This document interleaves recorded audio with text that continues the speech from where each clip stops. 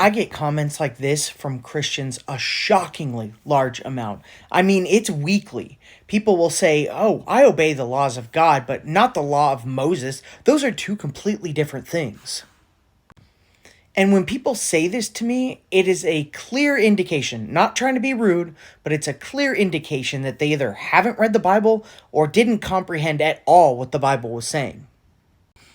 If you think that the laws of Moses in the Torah are different from the laws of God, then stick around. I want to show you this. Exodus 16. Then the Lord said to Moses, "Behold, I am about to rain bread from heaven for you, and the people shall go out and gather a day's portion every day, that I may test them whether they will walk in my law or not." Exodus 24. Then the Lord said to Moses, "Come up to me on the mountain and wait there, that I may give you the tablets of stone with the law and the commandments which I have written for their instruction." Numbers 4. According to the commandment of the Lord through Moses, they were listed, each one with his task of serving or caring. Thus they were listed by him as the Lord commanded Moses. Numbers 5. The Lord spoke to Moses, saying, "Command the people of Israel that they put out of the camp everyone who is leprous." Numbers 9. And Moses said to them, "Wait, that I may hear what the Lord will command concerning you." The Lord spoke to Moses, saying, "Speak to the people of Israel." Still in Numbers 9, at the command of the Lord they camped, and at the command of the Lord they set out. They kept the charge of the Lord at the command of the Lord by Moses. Numbers 10, they set out for the first time at the command of the Lord by Moses. Numbers 13, so Moses sent them from the wilderness of Paran according to the command of the Lord, all of the men who were heads of the people of Israel. Numbers 31, then Eleazar the priest said to the men in the army who had gone to battle, "This is the statute of the law that the Lord has commanded Moses."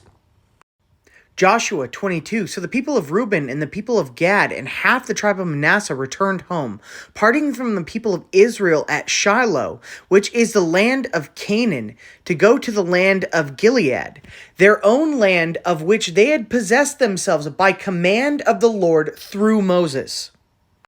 Judges 3, they were for the testing of Israel to know whether Israel would obey the commandment of the Lord, which he had commanded their fathers by the hand of Moses. 1 Kings 2, and keep the charge of the Lord your God, walking in his ways, and keeping his statutes, his commandments, his rules, and his testimonies, as it is written in the law of Moses, that you may prosper in all that you do and wherever you turn. 2 Kings 14, but he did not put to death the children of the murderers according to what was written in the book of the law of Moses, which the Lord commanded, saying, "Fathers shall not be put to death because of their children, nor shall children be put to death because of their fathers, but each one shall die for his own sin." 2 Chronicles 34. While they were bringing out the money that had been brought into the house of the Lord, Hilkiah the priest found the book of the law of the Lord given through Moses. Ezra 7. This Ezra went up from Babylonia. He was a scribe skilled in the law of Moses that the Lord, the God of Israel, had given. And the king granted him all that he asked, for the hand of the Lord his God was on him. Nehemiah 8, and all the people gathered as one man into the square before the water gate, and they told Ezra the scribe to bring the book of the law of Moses that the Lord had commanded Israel. Still in Nehemiah 8, and they found it written in the law that the Lord had commanded by Moses, that the people of Israel should dwell in the booths during the feast of the 7th month. It's even clear in the New Testament that the laws of God are the laws of Moses. Luke chapter 2, and when the time came for their purification, according to the law of Moses, they brought him up to Jerusalem to present him to the Lord. As it is written in the law of the Lord, every male who opens the womb shall be called holy to the Lord. And to offer a sacrifice according to what is said in the law of the Lord, a pair of turtle doves or 2 young pigeons. This, of course, is referencing God's laws in the Torah, Exodus chapter 13. The Lord said to Moses, "Consecrate to me all the firstborn. Whatever is the first to open the womb among the people of Israel, both of man and beast, is mine." And Leviticus chapter 14. Also 2 turtle doves or 2 pigeons, whichever he can afford. The one shall be a sin offering and the other a burnt offering. And this is just what I could find on short notice for this video. This isn't even everything.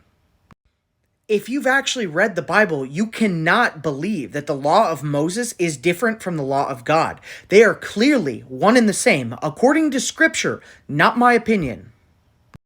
The laws in the Torah, which is Genesis to Deuteronomy, are the laws that God gave Moses for his people, and we are grafted into Israel according to Ephesians 2 and Romans 11. And when you are grafted into the house of Israel through Messiah Yeshua, Jesus Christ of Nazareth, those laws become your instructions to follow. Whatever is in your power to keep, that you must do. And upon further study, you'll find that everything that Jesus taught can be found in the Old Testament. He didn't come here to preach a new law or to nullify God's laws. He came here to show us how to properly walk them out in the spirit of love. Jesus was our example, our footsteps to follow in.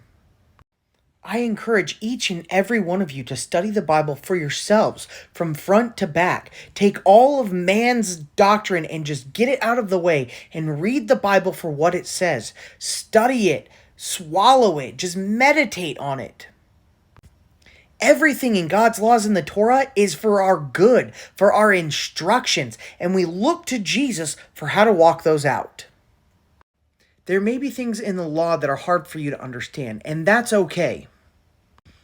We were never taught by our pastors and preachers how to walk out and understand the laws of God. They have done a grave disservice to us as leaders of the people of God.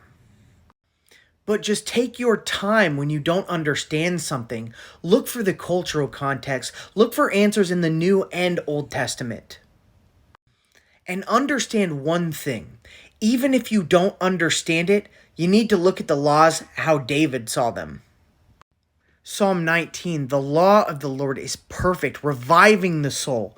The testimony of the Lord is sure, making wise the simple. The precepts of the Lord are right, rejoicing the heart. The commandment of the Lord is pure, enlightening the eyes.